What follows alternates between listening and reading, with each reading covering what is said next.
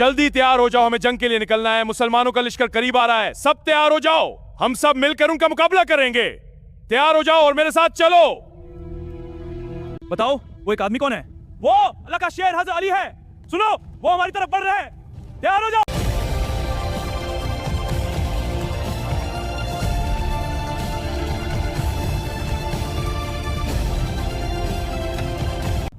سپاہی ہمیں بتاؤ مسلمانوں کا لشکر کتنا ہے؟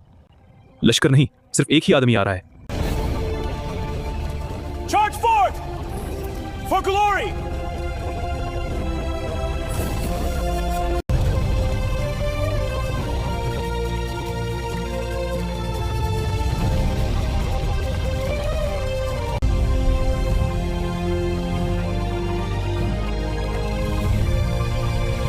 کیا بولا؟ اللہ کا شیر آ رہا ہے۔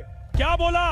اللہ کا شیر کیا بولا؟ اللہ کا شیر آ رہا ہے، فوراً دروازے بند کرو، جلدی مسلمانوں کے پیچھے کو خطرہ لگاؤ، جنگ نہیں چاہتے ہم، سبق کہہ دو، ہم جنگ نہیں چاہتے، فوراً مسلمانوں کے نبی کو خط لکھو، ہم صلح چاہتے ہیں، ہمیں امان دی جائے، خون بہانے سے بہتر ہے امن کو اختیار کیا جائے۔